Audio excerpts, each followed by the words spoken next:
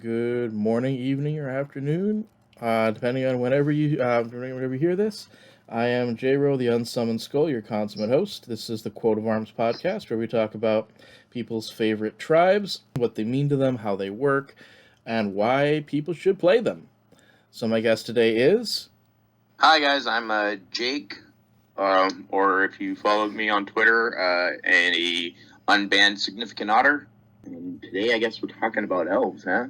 Awesome. And I know that there are a lot of people who enjoy elves, even just within the Skull Symbol Discord, so it is possible that there may be multiple people coming on to talk about them, and that is just fine, because this podcast we talk about the personal stories.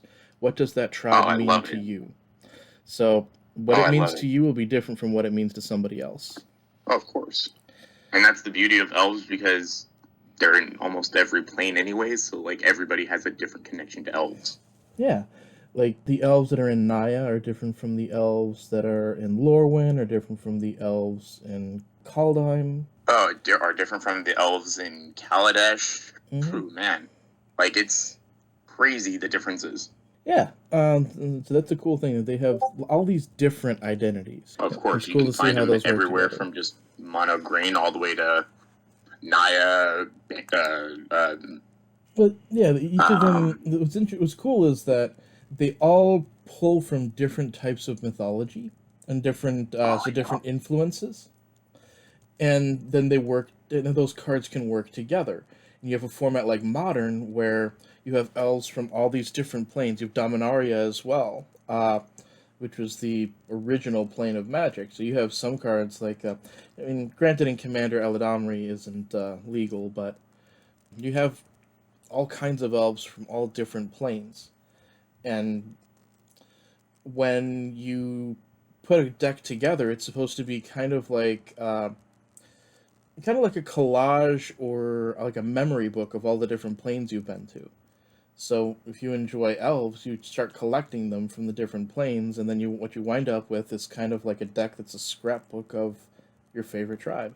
Yeah, pretty much. I mean, yeah, I've got, I personally have a black-green elf ball deck that is commanded by Abomination of Llanowar, and it has many different planes of elves in there.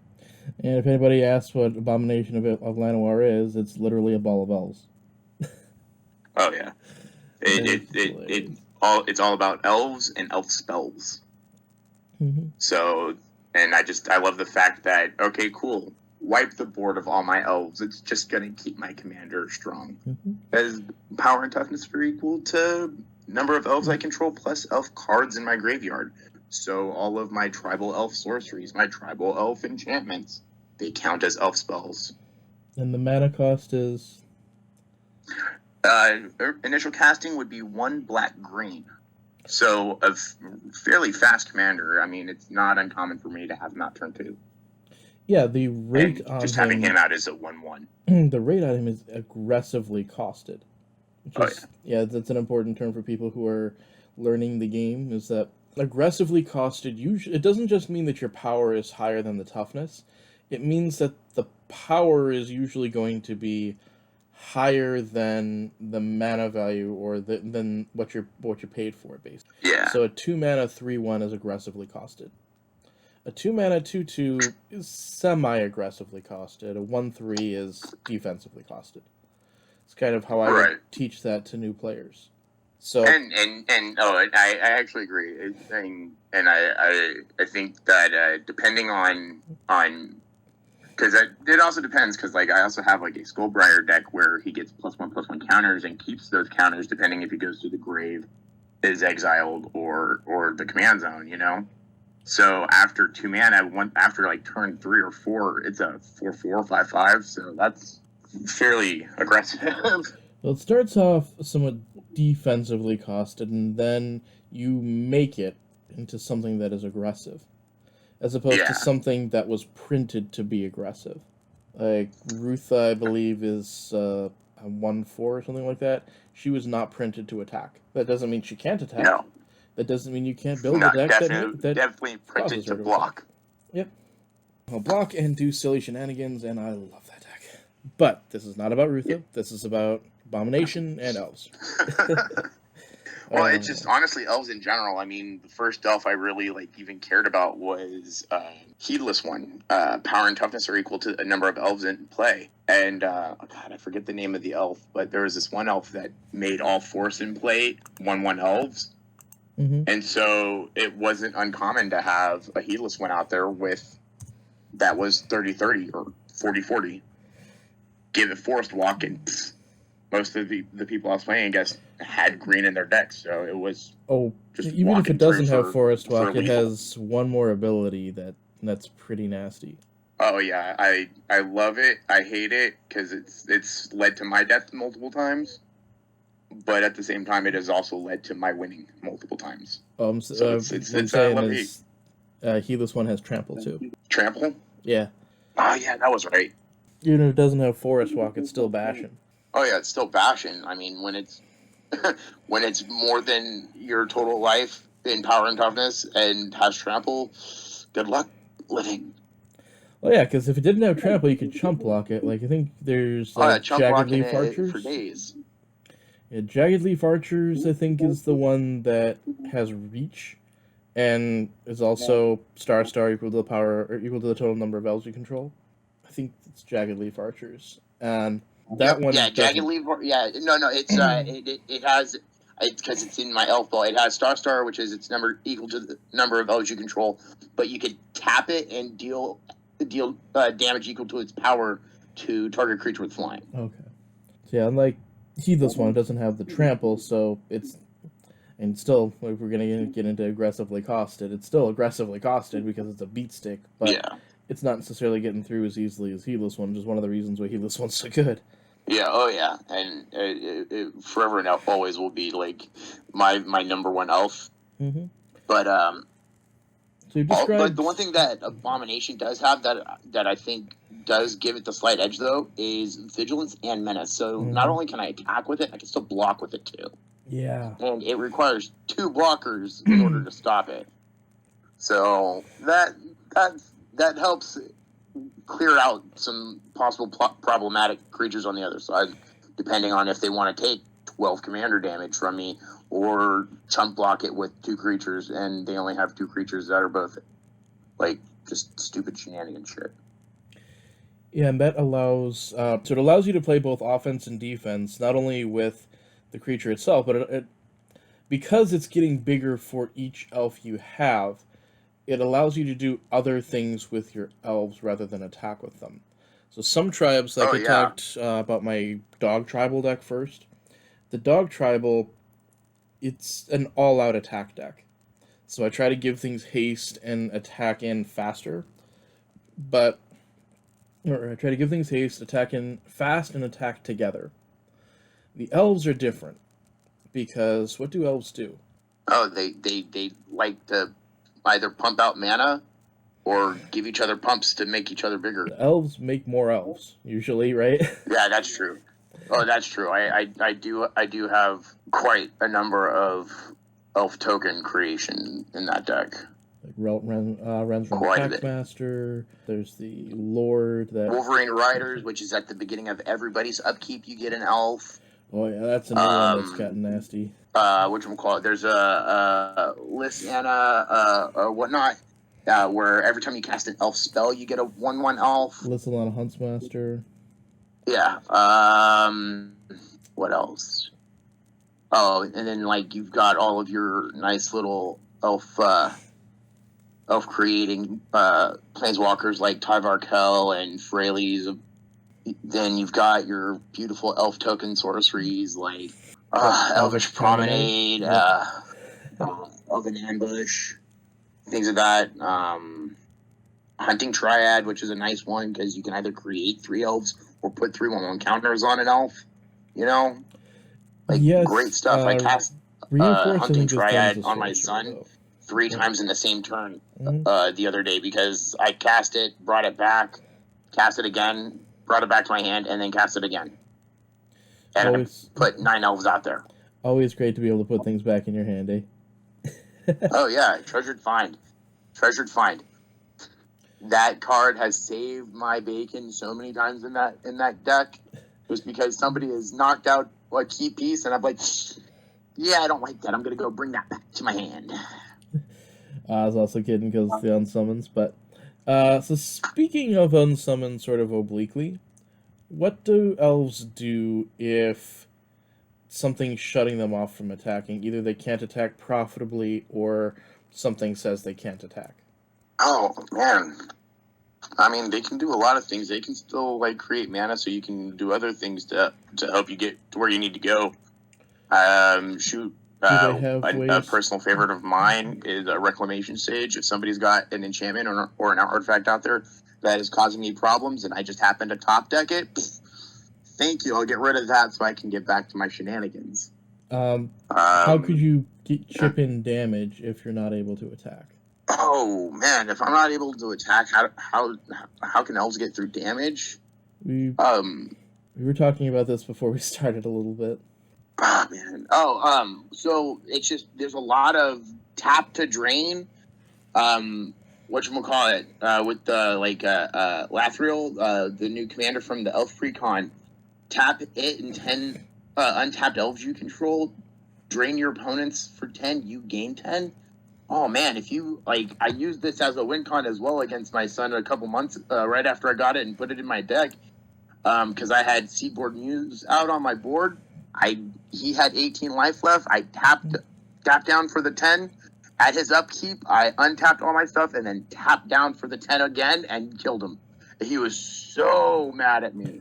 So mad. But I mean, I in my defense, the game prior, I think he deserved it because he villainous wealthed me for my deck. Mm-hmm. So that can be done. I'm like, with come on, bro. Tapping. So that can be done with tapping Lathril. There are also a couple that do the same effect, or same or similar effect, but on enters the battlefield. Oh yeah. I have both of them. I have two of them in the deck. Where when they ETB, one of them is it ETBs and each opponent loses life equal to the number of elves you control. I've cast that one before for 57. Nice. Like my kid hates my elf deck more than any other deck I've built. Although the mono white deck I did just put together and has been doing quite hateful things to people is not. He's starting to hate it almost as much, but I still think he hates my elf deck more. He deliberately plays blue magic when I play my elf deck. Oh, I look forward to seeing the mono white on a Molocron Monday someday. Hopefully. Unfortunately, I don't have a webcam set up for doing such things yet. Okay. Which is really sad. That's okay. So, way number one that they win is just by going big, right?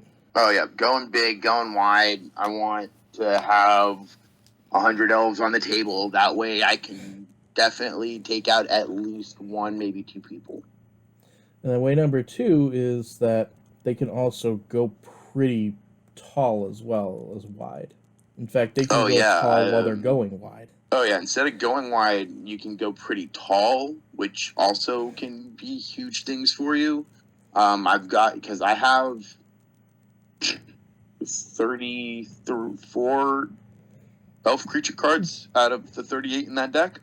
So that alone, plus the elf tribal spells that I have, being either on or being in the graveyard, I've been able to give my commander trample and swing in for 30, 40, 500. Because I had just so many elves out one time. I swing a 500 with trample. Oh yeah, that's the beauty that can happen when you have something that is unbounded like that. Oh yeah, when power and toughness literally only has a limit of the only time it's 0/0 is when it's in the command zone. Like other than that, it's as big as I want it to be or can get it. Like there are no stopping what kind of shenanigans can happen unless you just say no.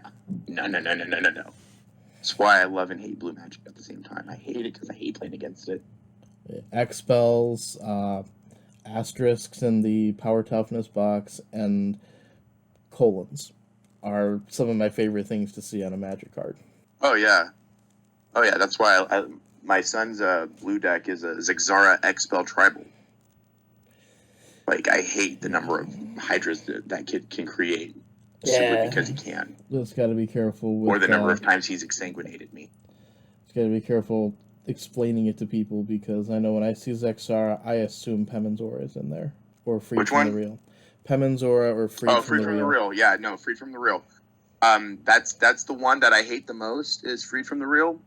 Pemens does the same That thing. was how my son Villainous Wealth my mono white deck last night for 57 and then just took my entire mana base out pretty much because it got exiled. Yeah, Pemenzora and Freed from the Real both go infinite with him. Oh yeah, I also see Freed from the Real also works with another Sultai commander that I'm trying to build around, which is Arkelos, but that's for a later day because turtles are the shit. Arkelos? Oh yeah, that's Arkelos. Yeah, I used that combo with my Simic Guild Leader deck, which was pingers, untappers and untap lands, and then the commander was Experiment Crotch, who could take on their abilities. Okay. And then I would load up a land and then put Freed from the Real on something that untaps a land. Just make infinite that way. See, yeah. I hate Freed from the Real. I hate that card so much. Mm-hmm.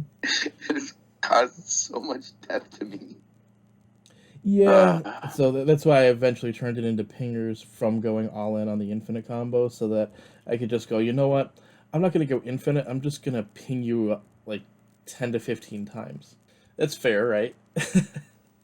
I mean, yeah, sure. But that's about as fair as my ping combo in my Zakama deck, where I just load Brash Tonner with Grafted Exo. I ping my Zakama that usually has like 10-10, that's usually 10-10 or at 11-11 at the time, and then I ping target opponent for that much.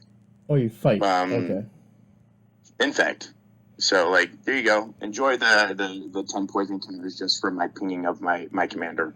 Later. Fighting. Okay. I love and hate pings. But I guess that's just Magic in general. You love and hate it because you love when it works for you, but you hate when it shuts you down. Yeah. I like it when people are doing interesting combos with it, or when it actually wins the game. I'm not such a fan of it when, like with Aristocrats decks, it's just like, okay, I'm going to ping for 5, gain 5 or something like that. Oh, like Blood Artist triggers or whatnot? Yeah. I mean, if it's enough to kill a player... Nah, I'd rather just save that for another day. If it's enough I like watching crazy shenanigans go off. Even if it goes off against me, like, yeah, I'll get salty because I'm like, I want to win, but it's like, man, that was so cool to watch. Yeah, if it's enough to kill a player, I'm okay with it, but if it's just basically padding a life total or making it difficult... Granted, it's different now that we can just click that many times. Oh, yeah. As opposed to, like, having to keep track of a life total on a piece of paper. Oh, see... Me, numbers are my thing. Numbers are my thing. I can do fast, like, basic math in my head, but I can also do, like, count and trig in my head. So keeping track of, like, who's got what and what everything is, I can do really simple, and it bugs other people I play against, because I'll be like, wait, hold on, no, these are da-da-da-da-da-da-da-da-da-da-da, when they're trying to tell me what everything is, and then I'll show them, no, that they get all this from all this and all this and this. Like, oh, okay. Wait, hold on, I'm about to smack you in the face for all this. Why are you adding to it? I'm like, because, like, I want you to be right. Yeah. Oh, I've done that before, and I've calculated, like, myself at dead, even though they didn't. Yeah, that's lethal. What? That's lethal? Yeah, it is. You forgot to factor in the 2 points from this. Right? Like that. Well, right, and then you just start scooping up before they even, like, finish declaring them, and they're like, what are you doing? I'm like, you're that's lethal, I'm good. Yeah, that also comes with being a level 1 judge. I have to pay attention to everything, and I'm not going to overlook things even if it would benefit me. So what is it that makes elves interesting? What is it that makes them interesting to me, or just in general? Because, like, there's a lot of things that make elves interesting. Okay, what makes elves interesting? They're only not found in 1, 2, 3, 4, let's see, 8 planes do not have their own tribe of elf. Only 8 out of all the planes of magic. Like, that's crazy that elves are the second most prevalent creature type in all of magic. And they're fairly common just in folklore. Like, the only creature type in magic that has more creatures is humans. That's it. Okay. Next, and a very close second, is elves. So elves are everywhere, but what makes them interesting? Yeah, pretty much. Elves are everywhere. Like, you go from Dominaria to Talheim to... yeah, pretty much everywhere minus 8. So being everywhere could be a good thing or it can be a bad thing because people might get tired of them. What do elves do? True, yeah. People might get tired of seeing elves all the time. So what do elves do that keeps them interesting? Well, I mean, elves always tend to, like, have new, like, things about them. Like, they do new things. Like, cool. Like, elves have been mana dorks forever. That's awesome. Cool. But, like, now they can ping you for 10 life. Or they can freaking put X11 counters on a target elf where X is the number of elves you control. Or stupid, ridiculous shit like that. Or, whenever it attacks, you gain 1 life for each elf you control that's attacking. Like, just stupid, ridiculous stuff. Have you played with Guiltleaf Archdruid before? Not Guiltleaf Archdruid. I have Elven Archdruid. Guiltleaf is a little different. Guiltleaf is designed around the druid subtype. It is an elf. Oh. Yep. Oh, I know who you're talking about. Because I was looking at putting it in the deck, and I got the Freyalise Planeswalker in the deck because it creates elf druids solely for that purpose. Yep.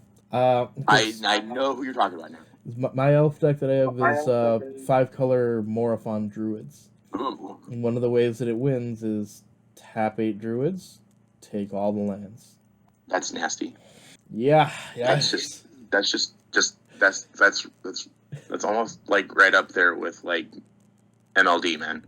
Well, I mean, you do that, and then you have because I do play 1 changeling in the deck. That's kind of a weenie card, but it's the mirror changeling that makes pay X, they all become XX. Right. So if I'm gonna do that, it's because I'm intending to win the next turn. Which is fair enough. Usually that's what people realize is happening when I start casting all my create a certain number of elf tokens equal to the number of elves I in play. Yeah. They know one of 2 things is going to happen. I'm either going to cast Skimfar Shadow Mage, or the other one that when it enters, each opponent loses life equal to the number of elves. They know one of the 2 is going to happen next. Mm-hmm. Yeah, I understand that one. So we talked about so how they have like a few different classifications. They have the dorks, they have the pump, they have the scaling that goes wide and big. They also do some decent fetch too. Yeah, they have a lot of ways to search each other out. Not quite as many as like Rebels, but especially in green, there's a lot of ways to search out creatures. Oh yeah, it's either going to be creatures or lands that you're searching out when you're in green for the most part. Mm-hmm. And either way, it's ramping you into more of the stuff that you like, right? Always. So, what's your background with the tribe? Well, my background with the tribe is actually, that's the first tribe I ever played in Magic. It was about 15 years ago. I was at my best friend's house. He's pretty much my brother. My parents had practically adopted him. Awesome. But he was playing mono green elves standard, not commander, but he was playing a mono green standard elf deck against a mutual friend of ours, Scotty, who was playing a mono blue Merfolk deck.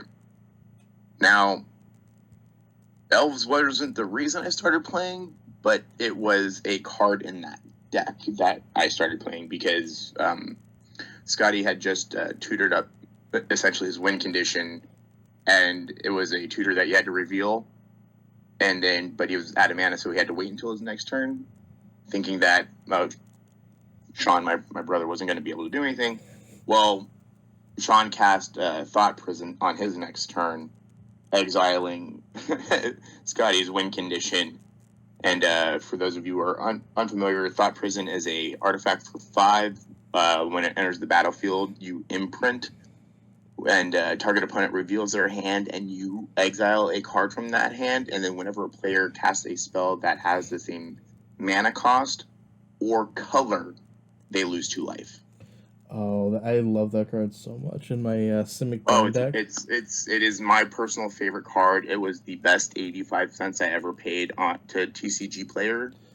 Yeah, I'm not sure if you. It was 10 cents for the card plus 75 cents for the shipping. I'm not sure if you know this little trick with it, but in my Simic Burn deck, I would unsummon a creature and then exile it and imprint it. Such a mean trick. So I made the fatal mistake a while back playing it, and I had exiled a card, but I was playing a Simic deck against a Sultai deck, and I just happened to exile Villainous Wealth, which meant my entire deck was going to ping me for 2 no matter what. Yep. Thankfully, it doesn't stack, though. No, it doesn't stack, but each time you cast a spell, so like each spell is pinging you for 2. So I got 20 spells before like I'm dead. Yep. Well, I mean that's where just like with the Family Guy version of Rocky, they said there's no air out there, Rocky, and Rocky says there's no air for him either. I'm gonna get pinged every spell I cast. They're gonna get pinged too. Yep, but nah. After watching that and 30 minutes of them explaining to me what was going on and what they were doing and having a minor background in Pokemon, so having a slight understanding, 30 minutes later I was playing that same mono green elf deck, and I fell in love with Magic, mostly because my ADHD. Magic is like the perfect game because not only do I have to pay attention to what I'm doing, but I have to pay attention to what everyone else is doing. So just keeps me 100% tuned in because like my brain is able to pay attention to all of it. Oh yeah, especially as a streamer. Oh yeah. Yeah, make sure everything's clearly stated, all the rules are being followed, and stuff like that. Yeah, I mean that's just elves have been my my go-to creature of choice. Now, granted, my first commander deck was dinos, but as soon as I got an opportunity to build an elves deck, that was the first thing I did was build an elves deck. So, is there anything about the art, design, or function that speaks to you? Oh, some of the artwork, it is so gorgeous.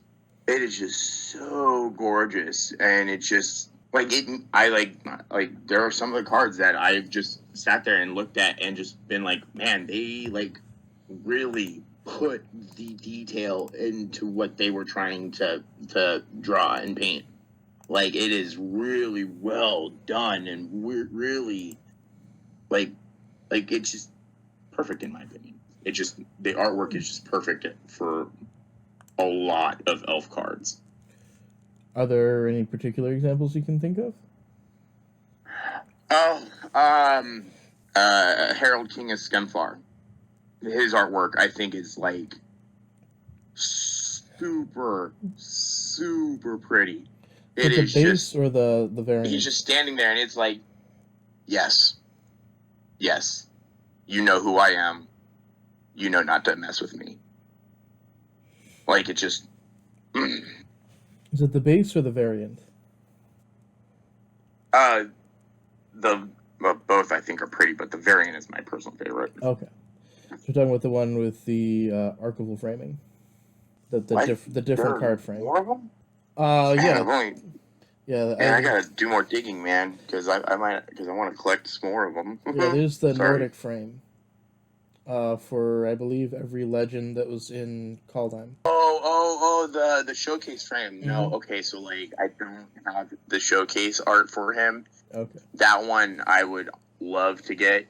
But I do not have it. I do have the showcase artwork for my Coma Cosmos Serpent, but not Harold. Well, I guess we know what to get you for the holidays, eh? Oh man, but no, I just Honestly, like, all the mana dorks, to be honest with you, the mana dork art is just, it's quirky, it's nice. It's like, oh, hey, here's a mana dork. Hey. And it's like, yep. Everything about it just says, yep. So if we got that for Christmas for you, and we also got you like Chorus of Angels, would that be Hark the Herald Angels Sing? Hey.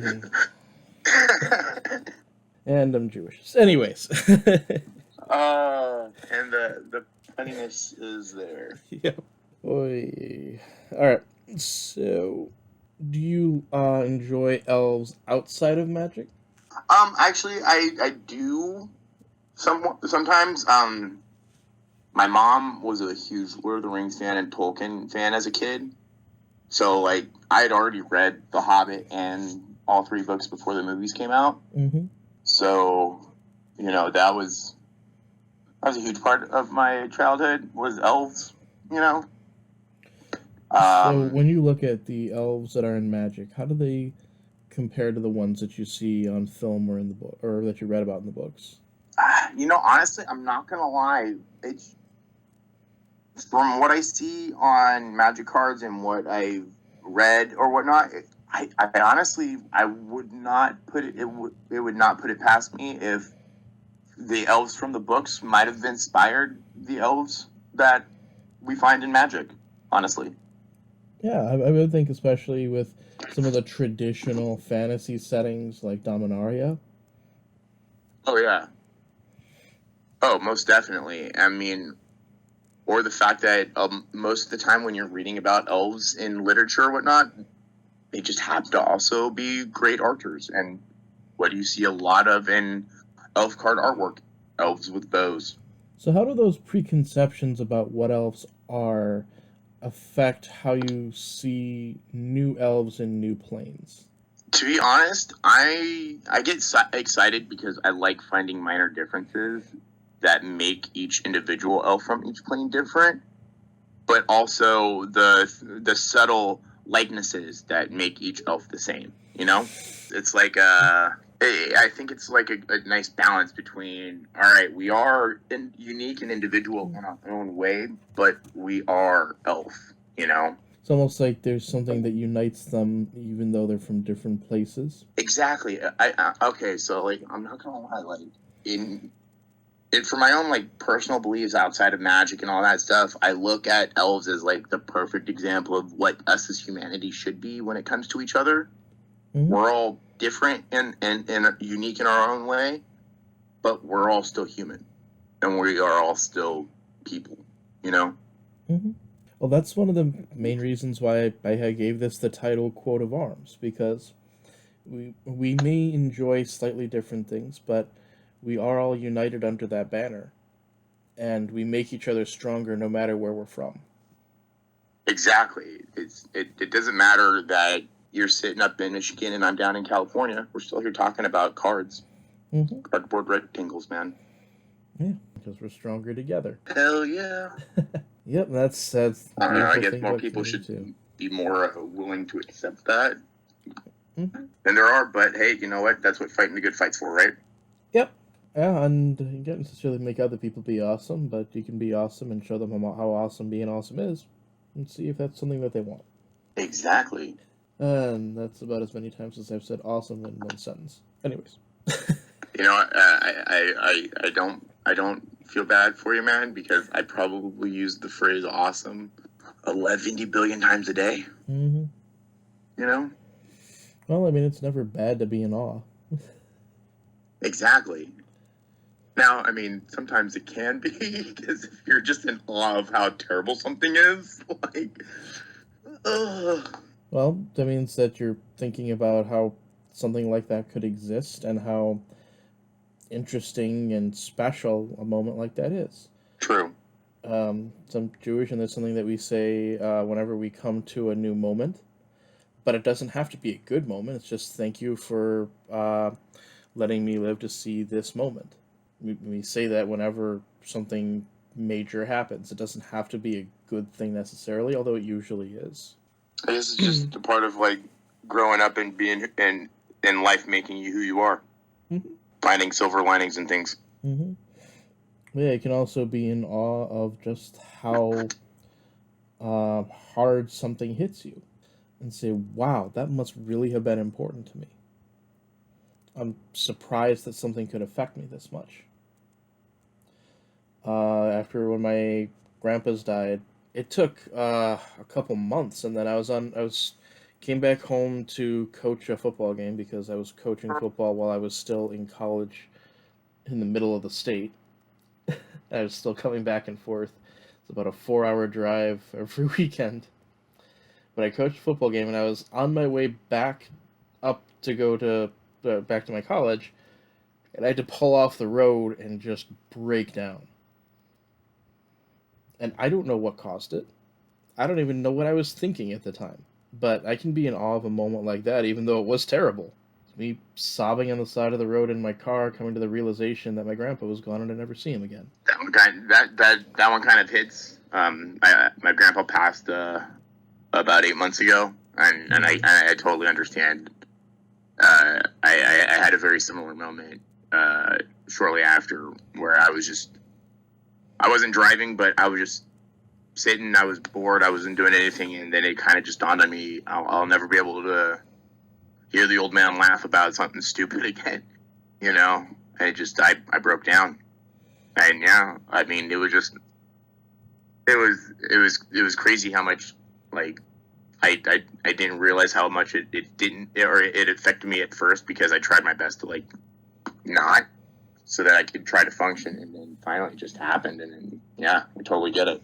And I'm used to basically numbing myself by throwing myself into different work and projects, and then something happens where it's just like, wow. Even just when we were talking about how elves work together no matter where they're from, and that's a pretty awesome sentiment. Yeah. The Llanowar Abomination doesn't care about what plane those elves are from. Not at all. It doesn't even care if they're a changeling pretending to be an elf. You're part of our tribe. You're one of us. It's an awesome sentiment. Exactly. It gives you reason to have awe. Mm-hmm. To be in awe, you know? Because it's like, he doesn't care if you're a shadow elf, a woodland elf. He doesn't care if you're from Kaldheim, Kaladesh, Llanowar, wherever, Dominaria. If you're an elf, you're making him bigger, so he don't care. Mm-hmm. Big thumbs up, guy. You know? So there's that in terms of how it plays just in the deck. There's also how they play with each other's elves. Like a coat of arms on the board, when there's a player, or where there are multiple elf players, will get exponentially bigger, because no matter when the player started, no matter what kind of elves or whatever version of elves they happen to like, they'll get powered up all the same. Very much so. That's a cool thing as well, and by being a person who enjoys elves, you're going to find other players who enjoy elves. Oh, yeah. I have my brother. He enjoys elves. He has a Reese deck and a Marwyn deck. Even just when you get outside of the community that you're used to. On this community, you found a number of people who enjoy elves too, correct? Oh, yeah. Just going through and looking. Yeah, elves are super popular. I mean, shoot, even, like, going to an LGS back in the day, like, I was always hearing people, I would hear one of two things first, but usually the other one followed with, it was either, oh, you're playing elves, yep, I'm playing elves, or yep, I'm playing elves, and you're playing elves. That was what it was. It was, elves were everywhere. Mm-hmm. And also that also means that if you can find some tech that makes your elf deck different, or not necessarily better, but makes it different from what people are expecting, they'll very much enjoy it and probably vocalize it as well. Like, let's say you slide Patriarch's Bidding into your elf deck. So you're like, you know what? I can't count on being able to regenerate them, maybe I'll have the Rapid Vigor, maybe I'll have the legendary creature who can regenerate an elf, but he can't regenerate himself. I'm just gonna play Patriarch's Bidding because I'm gonna bet that I'll return more than anybody else. Yeah, I mean that's why I like Reese the Redeemed, you know, or Reese the Exiled. That's the one. He's green, but tap a black and regenerate target elf. Like, cool. Kill my stuff. I'm just gonna regenerate it. Mm-hmm. Oh yeah, that's definitely an option I've put in that deck. People actually get really excited when they see I'm not trying to like super pump out elves when I can, but instead just try to make my commander super giant. Because they're like, oh, okay, you're not trying to go wide, you're just trying to go big. Don't see that one very often with a lot of elves, because a lot of elf decks I've played against were wide. Yep. Go super, super wide.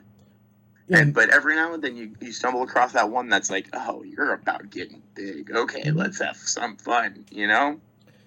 Because everybody likes seeing big stompy things moving around, you know? Mm-hmm. And so you start to adjust the non-creature slots to maximize that aspect of it. So maybe you would play Lockstone Warhammer, whereas other versions wouldn't, because that only pumps one creature. Yeah, or if I know, because I have cards set aside for each of my decks for depending on who I'm going to play against with that deck, I might want to slide a few things in and out, you know? Mm-hmm. So, like, I have some cards for my elf deck that are made for protecting my stuff, you know? Like I don't always run it, but I'll throw Destiny Spinner in my deck to make sure my creature spells can't get countered, you know? Right. Slide in Slippery Bog Bonder and put a hexproof counter on him. Yeah. Or even just equip it with Lightning Greaves. Mm-hmm. Or Cloak and Dagger. Give it Shroud, you know? Oh, Whisper Silk Cloak? Or... because Whisper Silk Cloak would give it unblockable as well. Oh, yeah. Because you're only in a couple colors and aren't heavily into mana requirements because your creatures can produce mana and can help fix it, you could always put in a couple of these, what am I thinking of? The cards that make your creature unblockable. Yeah, I mean, well, that's what Rogue's Passage does for me. That's what I meant, yeah. They did just make another Rogue's Passage. Trailblazer's Boots. Yeah. They made a Rogue's Passage. Almost everyone plays with non-basic lands, with a certain number of non-basic lands in their deck, so just giving my creature non-basic land walk is beautiful. Oh, yeah. And sometimes that can be enough to do it and just get them with commander damage. Oh, yeah. See, and that's, like, a lot of people, like, I've noticed that more people generally don't shoot for lethal commander as their win condition. Mm-hmm. But to be honest, that has been my number one, like, focus more often than not since I started playing commander, to be honest. I'm like, okay, you've got 40, but you only need 21 commander? Okay. Well, my first commander's a 9/9 out the gate, so, like, yeah, let's have some fun with this, you know? Yeah, sometimes I'll go with a commander damage deck. Sometimes I'll have a deck that can win with commander damage. For example, my Ravos and Ishai group hug deck can win with commander damage if opponents keep casting spells while I have Ishai out. So yeah. I use unsummons in that deck to bounce their stuff, so they have to recast them so that Ishai gets bigger. Exactly. I also use the unsummon effects to protect their stuff. So, like, I'll say something like, okay, I'm about to cast Wrath of God. Does anybody want a creature to survive? Oh, so I greatly appreciate how you use your unsummons as a political tool. Oh, yeah. Like perfect. The reason why I'm the Unsummoned Skull is because Unsummon is my favorite card, and it can do so many different things. We were talking Oh about yeah, just you can do so much stupid shit with it. we were talking about just even within elves that you can wire with symbiote to return. What was it, the Scumfar thingamajig? Oh, Skimfar Shadow Mage? Oh yeah. And then put it back Bounce down? it back to your hand. Like if you don't have quite enough to fill the whole table with one casting of it, bounce it back to your hand to then recast it for the win. Oh yeah. Any unsummoning, because I have I'm forgetting the names of these cards. There's so many cards, but it allows me to bounce an elf back to my hand for or whatnot, and I've done that. I've bounced I've cast it, pinged the table, bounced it back, and recast it. Yeah, it cost me like 10 total mana, but like it happened. Yeah, you can also do things like maybe because we were talking about tech that you could put in to make your elf deck a little different. You could put in Erratic Right. Portal, which is one of my favorite unsummons because it can go into any deck. So you pay 1, tap it, return target creature to its owner's hand unless they pay a colorless. Well, if you choose your own creature, you just don't pay the extra colorless and bounce your own stuff. Oh yeah. You can also take advantage of a tapped out opponent to get rid of an important blocker. Yep, or a tapped out opponent to get rid of what could be a potential problem on your next turn. Yeah. And it sort of changes the complexity of the game that way. And so that's a card that you could put in as like an additional copy of Symbiote if you wanted to skew your deck towards maximizing end of the battlefield effects. Even something little like bouncing Farhaven Elf. Farhaven, Reclamation Sage. Oh yeah, you can reclamate. Hollandbright Druid. Mm-hmm. Oh yeah. Yeah, being able to repeatedly use those the possibilities are just ridiculous. All right, well, ridiculous. Well, I love it's a great place to end on ridiculous possibilities. So thank you very much. So this has been Coach J-Ro on Summon Sculpt, and I am Jake, an unbanned significant otter. All right. And I'm Bowman. All right, thank you.